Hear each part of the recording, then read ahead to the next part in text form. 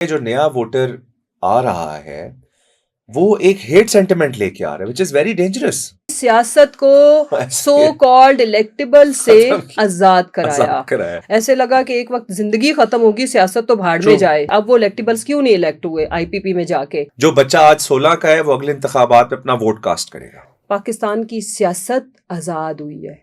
उस वक्त की पीटीआई जनरली वाज लोग अब जो बाद में जुड़े हैं ना, हाँ। खास तौर पे जो हमारी नई जनरेशन है, यूथ है, दे डोंट नो कि पार्टी कितने शदीद टर्मोइल से गुजर के इस पॉइंट पे पहुंची है।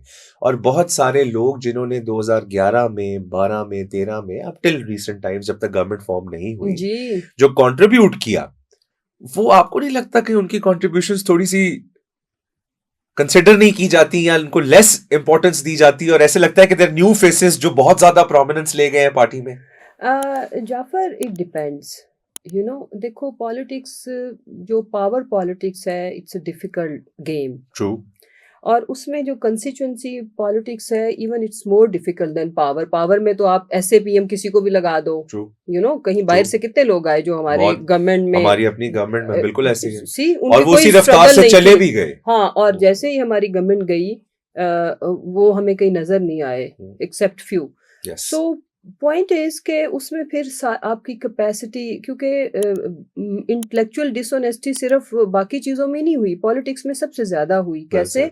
यानी कि जिनका जो कहते हैं कि हमारा पॉलिटिक्स में रोल नहीं है, तो उनका एक ये जो मेरा आई बिलीव कि जो ये वाला रोल है वो सबसे ज्यादा काबिल एतराज हम डेमोक्रेट्स के लिए या पब्लिक ऑफ पाकिस्तान के लिए होना चाहिए कि इन्होंने पॉलिटिक्स को अछूत बना दिया और एक खास क्लास अशराफिया की सियासत बना दी, जिसको इन्होंने नाम दे दिया इलेक्टेबल्स का। और उसके पीछे माइंडसेट क्या था कि ये इलेक्टेबल्स हैं, यही जीतेंगे और इनको हमने जिसको लाना होगा उसके साथ जोड़ देंगे, ताकि जो मैसेज है वो पॉलिटिक्स को। और फिर उससे बड़ी इंटेलेक्चुअल डिसऑनेस्टी सियासत के साथ क्या हुई कि इसको जानबूझ के ऐसे फेसेस को आगे लाया गया, कैबिनेट मेंबर्स बनाया गया विद टाइम ग्रेजुअली, कि सियासत जैसे प्रोफेशन, मुकद्दस प्रोफेशन के साथ अच्छे पढ़े लिखे लोग, अपराइट लोग, successful business community, middle class, upper middle class, पढ़ा लिखा तबका, यूथ, वो इसको गाली दे। आप अगर बैक जाओ ना, कोई खान साहब के एरा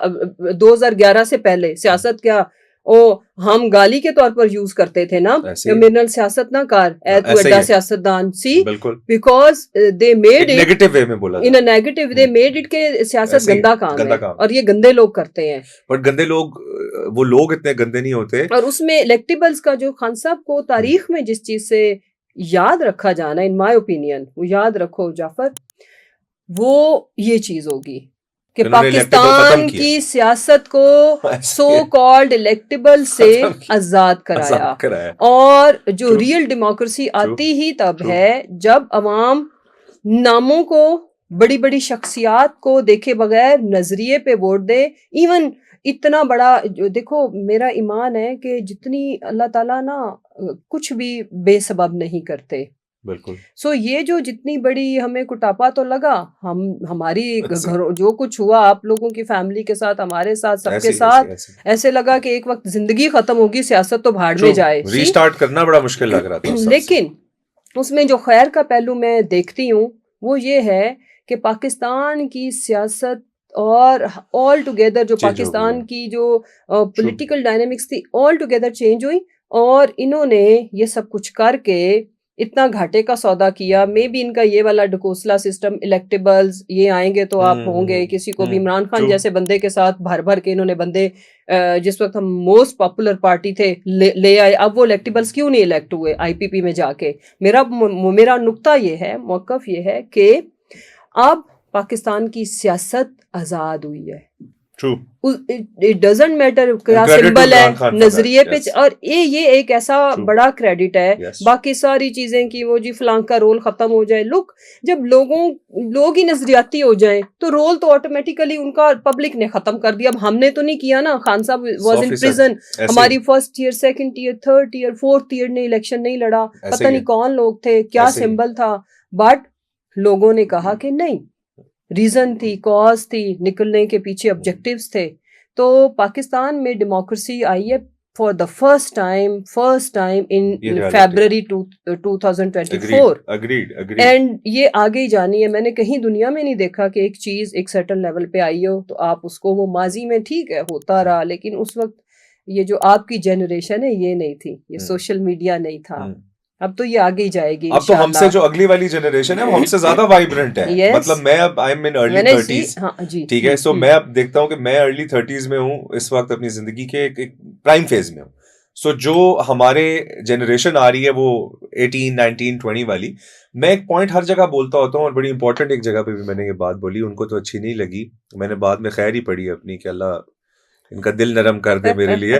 लेकिन मैंने उस टाइम पे ये बात बोली थी कि what kind of mechanism do you have in mind PTI के साथ डील करने के लिए, बिकॉज मेरी नजर में जो नया वोटर आ रहा है वो एक हेट सेंटिमेंट लेके आ रहा है, which is very dangerous for institutes. ये बड़ा अनफॉर्चुनेट है. It's dangerous for the country. It's dangerous for the country. If I am like, मैं पाकिस्तानी तो हूँ ना, इफ की 100% तो बात ही नहीं बनती. 100%. और उसमें ये इतना बड़ा डिजास्टर हो Yes. गया और इनसे गलती से हो गया, जैसे भी जैसे भी हो गया, इन्होंने ऐसे ही ये रिस्क को कैलकुलेट ही नहीं नहीं किया. किया, आप कोई नहीं भी किया. स्टेप्स उठाते हो तो True, आपने true, ये true. देखना है कि इसके साइड इफेक्ट्स क्या होंगे, इसके गुड एंड बैड क्या होंगे, हाँ. प्रोज एंड कॉन्स क्या होंगे. इसमें जो सबसे ज्यादा आप तो बेटा 18 और 19 साल की बातें कर रहे हो. जी. My younger son is just 11. Yes. He is Aitchisonian. Yes.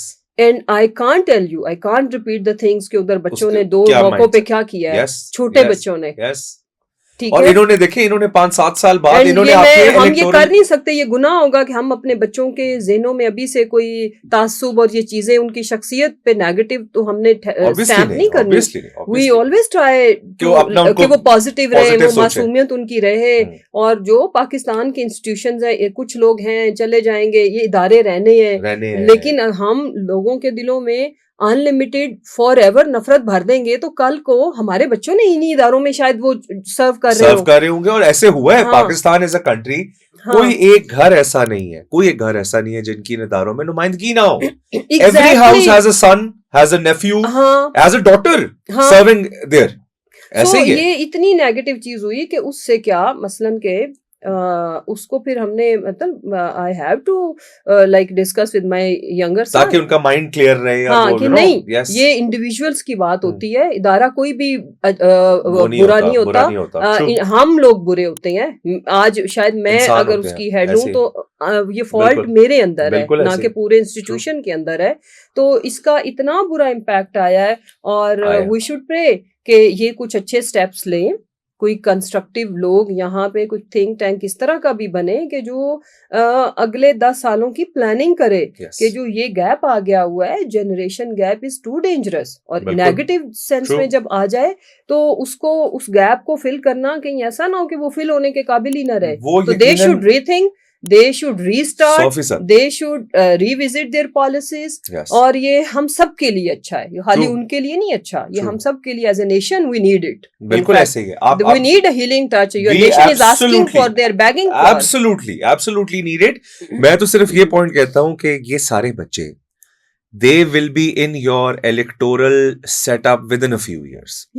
जो बच्चा आज 16 का है वो अगले इंतखाबात में अपना वोट कास्ट करेगा. ठीक है जी. Exactly. आप क्या इमेजिन कर सकते हैं कि वो इस सेंटिमेंट के साथ, मैं तो समझता हूँ खान ने जो अपना पीक हिट किया ना, इमरान खान का जो अभी सियासी पीक है, ये मेरा कोई उस बंदे के तौर पे तज्जिया नहीं है या तबसरा नहीं है जिसने 2008 में आईएसएफ के साथ धक्के खाए थे या 126 दिन के धरनों में जाके बैठा था. अगर मैं यूथ था, मुझे उस टाइम उसकी आइडियोलॉजी अच्छी लगती थी. 1000 चीजें जिससे मैं डिफर करता हूं आज. मैं आज भी आपके साथ बैठ के दलील के साथ बात कर सकता हूं, but doesn't change the fact that I see hope in him. एक ये भी रियलिटी है.